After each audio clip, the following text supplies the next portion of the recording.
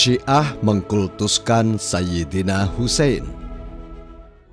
Kan kita tahu pada tanggal 29 Agustus ini kan masuknya ke 10 Muharram. Mungkin bagi komunitas Syiah dikatakan ini sebagai peringatan Karbala untuk mereka. Nah, dari mana itu kemudian menjadi pakem untuk mereka juga dilakukan di Indonesia?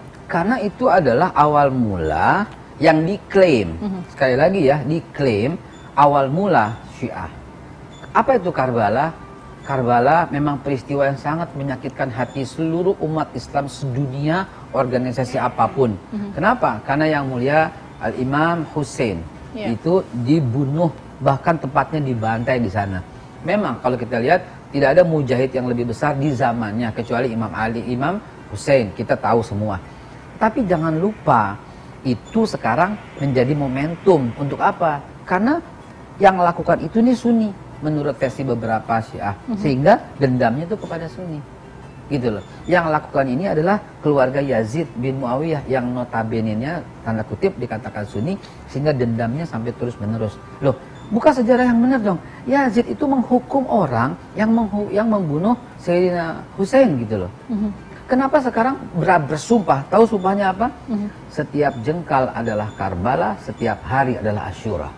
Yang syahid dalam Islam itu bukan cuma Al-Husain, Hamzah. Kita nggak pernah terdengar baik kayak Hamzah, kita nggak pernah dengar gitu loh. Tapi yang terjadi itu adalah mengkultuskan, dan cuma Al-Husain yang dikultuskan. Kenapa tidak Hasan? Pertanyaan kami untuknya, di mana kisah yang menyebutkan bahwa Yazid menghukum para pembunuh Al-Husain?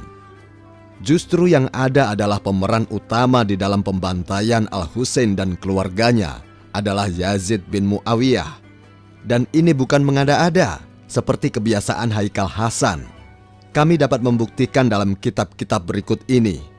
Dalam kitab Syarah Al-Aqaid An-Nasafiyah, karya At-Taftazani, salah satu ulama Ahlus Sunnah, terbitan Darul Ihya At-Turas Al-Arabi, halaman 149.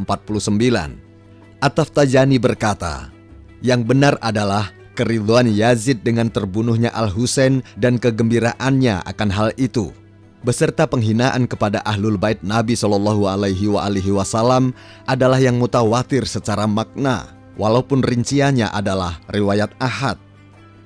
Kami tidaklah ragu akan perkara Yazid juga keimanannya, laknat Allah atasnya, para penolong dan antek-anteknya.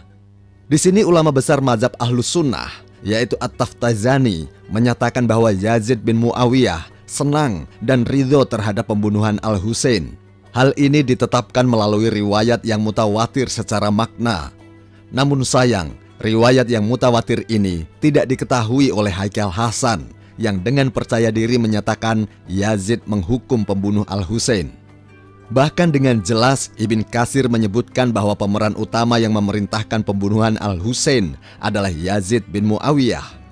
Simak kalimatnya berikut ini.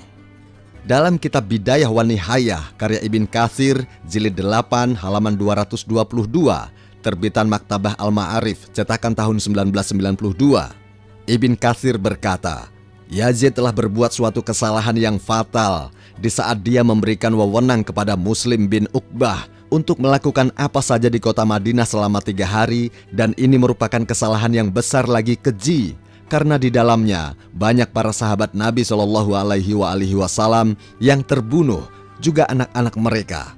Yang mana sebelum ini Yazid telah membunuh Al-Husain dan sahabat-sahabatnya melalui tangan Ubaidillah bin Ziyad, yaitu keluarga Karbala. Kami tegaskan, Yazid telah membunuh Al-Husain dan sahabat-sahabatnya melalui tangan Ubaidillah bin Ziyad. Kami sangat yakin Haikal Hasan ini tidak pernah membaca riwayat-riwayat tadi. Sekarang jelas perlakuan Yazid kepada cucu Rasulullah SAW. Apakah setelah ini Haikal Hasan masih mau mengatakan bahwa Yazid sebagai Sunni? Kami yakin Ahlus Sunnah tidak menerima apa yang diucapkan oleh Haikal Hasan.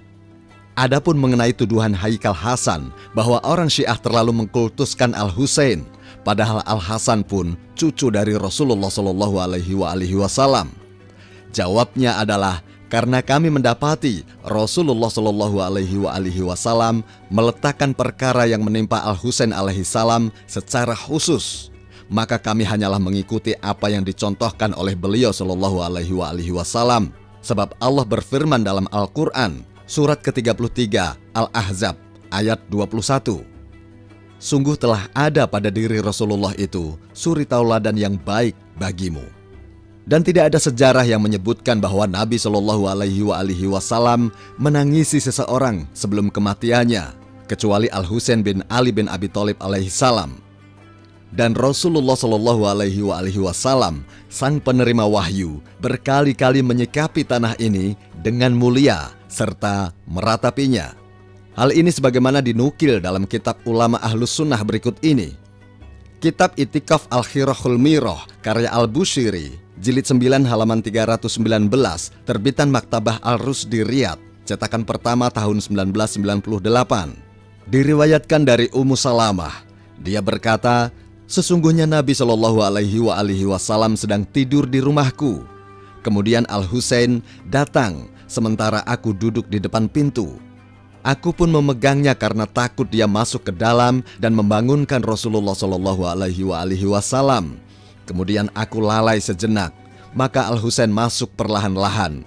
Lalu dia duduk di atas perut kakeknya, yaitu Rasulullah Shallallahu Alaihi Wasallam. Di saat itu, aku mendengar Rasulullah Shallallahu Alaihi Wasallam meratap. Kami tegaskan, Rasulullah Shallallahu Alaihi Wasallam meratap. Dan aku pun mendatanginya, seraya aku berkata, wahai Rasulullah, aku tidak mengetahui hal ini. Beliau Shallallahu Alaihi Wasallam bersabda, sesungguhnya telah datang kepadaku Jibril, sementara Al-Husain di atas perutku, dan dia bertanya kepadaku, apakah engkau mencintainya? Aku menjawab, iya. Kemudian dia berkata, sesungguhnya umatmu kelak akan membunuhnya. Maukah aku perlihatkan kepadamu tempat di mana dia akan terbunuh? Aku menjawab, iya. Kemudian Jibril pun mengepakkan sayapnya dan memberikan kepadaku tanah ini.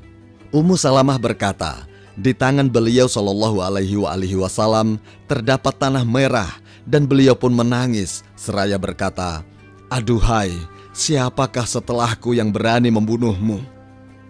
Al-Bushiri berkata, hadis ini telah diriwayatkan oleh Abd bin Humaid dengan sanad yang sahih. Apakah Haikal Hasan akan mengatakan bahwa Rasulullah Shallallahu Alaihi Wasallam telah mengkultuskan Al-Husain dibandingkan Hamzah paman beliau, Ali bin Abi Thalib, dan para syuhada Islam yang lain? Benar apa yang dikatakan oleh Amirul Mukminin Imam Ali bin Abi Thalib. Manusia terbagi menjadi 4 kelompok. 1. Orang pintar dan dia mengetahui bahwa dirinya pintar. Dia adalah seorang alim. Bertanyalah kepadanya. 2. Orang pintar dan dia tidak mengetahui bahwa dirinya pintar. Dia adalah seorang yang tertidur. Bangunkanlah dia. 3. Orang bodoh dan dia mengetahui bahwa dirinya bodoh. Dia adalah seorang yang mencari petunjuk. Bimbinglah dia. 4. Orang bodoh dan dia tidak mengetahui bahwa dirinya bodoh. Maka dia adalah seorang yang bodoh. Tinggalkanlah dia. Semua fitnah tentang Syiah ini kami serahkan kepada para pemirsa di dalam menilainya.